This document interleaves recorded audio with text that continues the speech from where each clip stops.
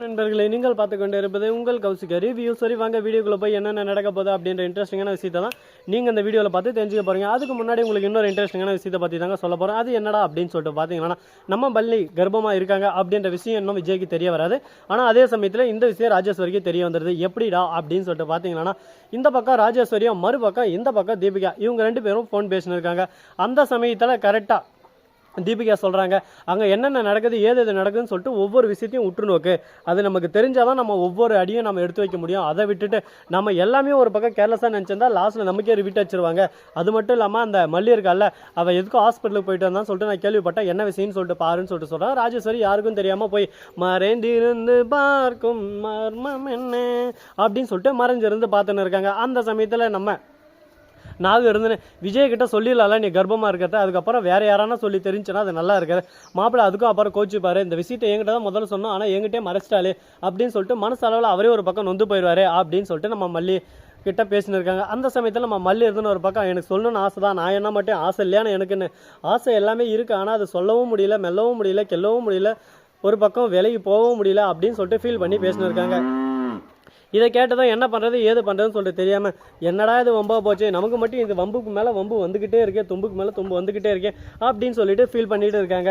சரி, இந்த மாதிரி எல்லாம் ஒரு பக்கம் போயிட்டு வந்தாலும் அதே சமயத்தில் மறுபக்கம் என்ன நடக்குது அப்படின்னு சொல்லிட்டு பார்த்தீங்கன்னா, நம்ம ராஜேஸ்வரி இருக்கால இந்த விஷயத்த போயிட்டு நம்ம தீபிகா கிட்ட சொல்லிடுறாங்க. அது மட்டும் இல்லாமல் தீபிகா எதுன்னு உடனே இதை பாரு ராஜேஸ்வரி, நாம் ஒவ்வொரு விஷயத்தையும் உடனே அடிச்சாகணும். விஜய் மல்லி இவங்க ரெண்டு பேரும் பிரிக்கணும்னா ஃபர்ஸ்ட் அந்த குழந்தை வயிற்றில் இருக்கக்கூடாது, வெண்பா தொலைஞ்சதாவே இருந்துடணும் அப்படின்ற மாதிரி பேசிட்டு இருக்காங்க. ஆனால் நம்ம தீபிகா தான் திருந்திட்டாங்கல்ல, வெண்பாவை மீட்டு தருவாங்களா, வெண்பாவை மீட்டு தருவாங்க. ஆனால் நம்ம மல்லி இருக்காங்களா, அவங்க வயிற்றுல குழந்தை இல்லைன்னு சொல்லிட்டு எப்பவுமே அப்படியே இருந்தோம்னா குழந்தைன்னு வந்து அவங்க வயிற்றுல உருவாயிடுச்சுன்னா அடுத்த செகண்டே நம்ம எதுவுமே பண்ண முடியாது அப்படின்னு சொல்லிட்டு நம்ம தீபிகா முடிவெடுத்துறாங்க. இதனால என்ன பண்ணுறாங்க அப்படின்னு சொல்லிட்டு பார்த்தீங்கன்னா, இந்த விஷயத்தை இப்படியே விடக்கூடாது அப்படின்னு சொல்லிட்டு இதுக்கு ஒரு முற்றுப்புள்ளி வைக்கணும்னு சொல்லிட்டு முடிவெடுக்கிறாங்க. முடிவெடுக்கிறதோட மட்டும் இல்லாமல் இந்த விஷயத்தை ராஜேஸ்வரி சொல்லி ராஜேஸ்வரி நேராக அந்த ஹாஸ்பிட்டலுக்கு போகிறாங்க. அந்த டாக்டர்கிட்ட போயிட்டு பணத்தை கையில் கொடுக்குறாங்க. பணத்தை கொடுத்ததோட மட்டும் இல்லாமல் இதோ பார், இந்த பணத்தை வச்சுக்கிட்டு நீ ஒரே ஒரு ஹெல்ப் மட்டும் எனக்கு பண்ணால் போதும், இந்த உதவியை நீ பண்ணு, லைஃப் லாங் உன்னை நான் மறக்க மாட்டேன் அப்படின்னு சொல்லிட்டு சொல்கிறாங்க. என்ன ரீசன் எதனால் அப்படின்னு சொல்லிட்டு பார்த்தீங்கன்னா, அவங்கள பொறுத்த வரைக்கும் எப்படியாவது நம்ம எல்லாத்திலும் ஒரு பக்கம் ஜெயிச்சாகணும், அதுக்கு நமக்கு பணம் அதுதான் முக்கியம். அதுக்கு என்ன பண்ணணும் அப்படின்னு சொல்லிட்டு பார்த்தீங்கன்னா, பாருங்க டாக்டர், உங்களுக்கு தேவையான பணம் உங்களுக்கு அப்பப்போ அப்டேட்லாம் வந்துகிட்டே இருக்கும், ஆனால் நீங்கள் எனக்கு பண்ண வேண்டியது இந்த உதவியை மட்டும் தான், இந்த உதவியை பண்ணால் போதும், உங்களுக்கு பணத்து மேலே பணம் வந்துகிட்டே இருக்கும் அப்படின்னு சொல்லிட்டு இருக்காங்க. இதை கேட்டதை நான் என்ன உதவி பண்ணணும் என்ன பண்ணணும் அதை மட்டும் சொல்லுங்க, உங்களுக்கு தேவையானதை நான் கொடுக்குறேன் அப்படின்னு சொல்லிட்டு பேசிட்டு இருக்காங்க.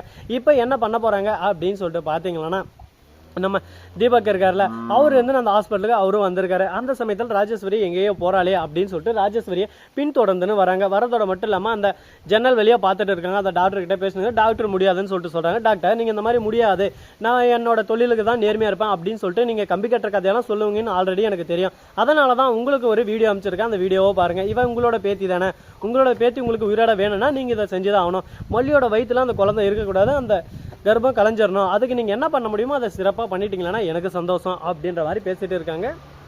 இதுக்கு என்ன பதில் சொல்கிறது என்ன சொல்கிறதுன்னு சொல்லிட்டு தெரியாமல் ஒரு பக்கம் அப்படியே சும்மா ஆடி போய் டாக்டர் இருக்காங்க. இந்த விஷயத்தை நம்ம செய்யவும் முடியாது, இந்த தப்பை நம்ம செஞ்சோம்னா ஒரு பக்கம் மல்லியோட வாழ்க்கையை புரட்டி போட்டுருமே, ஒரு பொண்ணோட வாழ்க்கையில் நம்ம இந்த அளவுக்கு ஒரு பக்கம் கேவலமான விஷயத்தை செய்யணுமா அப்படின்னு சொல்லிட்டு சிந்திச்சுட்டு இருக்காங்க. இந்த சிந்தனையெல்லாம் ஒரு பக்கம் அதிகமாகிட்டு போயினே இருக்கு.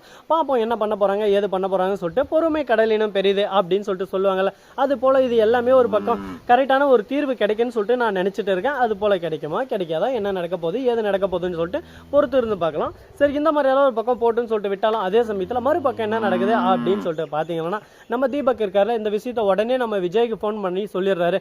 விஜய், இந்த மாதிரி மல்லி பிரெக்னெண்ட்டாக இருக்காங்க, இது வந்து நான் டாக்டர் கிட்ட ராஜேஸ்வரி பேசின போது கேட்டால் அந்த குழந்தைய கலைக்கிறதுக்கோசம் பணம் கொடுத்துட்டு இருக்காங்க. ஆனால் மல்லி என்கிட்ட இந்த விஷயத்தை எதுவுமே சொல்லி உங்ககிட்ட சொல்லனாமா அவங்க கால் பண்ணாட்டு இருக்கு, ஆனால் நீங்கள் அந்த விஷயத்தை காது கொடுத்துக்கிட்ட கேட்கல, அதனால மனம் உளைச்சலுக்கு ஆளாகி சரி ஓகே இதுக்கு மேலே இதை பற்றி நம்ம பேசினாலும் அவர் காதில் வாங்குற மாதிரி தெரியல. அவரை பொறுத்த வரைக்கும் நம்மளோட இம்பார்ட்டன்ட் அவருக்கு இல்லை, அவருக்கு வந்து இப்போதைக்கு வெண்பா இல்லை அப்படின்ற ஒரு சோகத்தில் மூழ்கிட்டு இருக்காரு. இந்த சமயத்தில் நாமளும் அவரை கஷ்டப்படுத்தக்கூடாது அப்படின்னு சொல்லிட்டு மல்லி தன்னை ஒரு பக்கம் அப்படியே நிதானம் படுத்திக்கிட்டு இந்த விஷயத்த மறைச்சிருக்காங்க அப்படின்னு சொல்லிட்டு தெரிய வருது. சரி ஓகே, நம்ம பண்ண தப்பு தான், இந்த தப்புக்கான விளைவுகள் எல்லாமே நாம தான் ஒரு பக்கம் அனுபவிச்சாகணும். சரி ஓகே, இதுக்கப்புறம் இந்த பிரச்சனை இப்படியே போகக்கூடாது, இது இப்படியே முற்றுப்புள்ளிக்கு ஒரு பக்கம் தள்ளி ஆகணும், என்ன பண்ணலாம் ஏது பண்ணலாம் அப்படின்னு சொல்லிட்டு தீவிரமாக யோசிச்சுன்னு இருக்காங்க.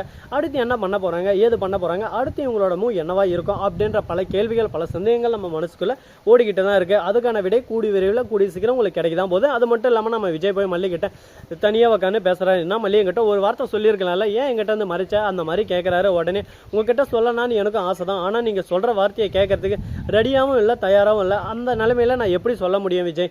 நான் சொல்லலான்னு வரும்போதெல்லாம் நீங்கள் பிரிஞ்சு தெரிஞ்சு உங்கள் பாட்டுக்கு போயிடுறீங்க. நான் எதனா ஒன்று சொல்லலான்னு ஆசைப்பட்டா உங்களுக்கே ஆல்ரெடி 1000 கஷ்டங்கள் நஷ்டங்கள் துக்கங்கள் துயரங்கள் ஒரு பக்கம் நம்ம வெண்பாயில் அதுவே மிகப்பெரிய ஒரு கஷ்டமாக இருக்கும் உங்களுக்கு. அதனால் இது எதுவுமே சொல்ல முடியல, என்ன மன்னிச்சிருங்க விஜய் அப்படின்னு சொல்லிட்டு மன்னிப்பு கேட்குறாங்க.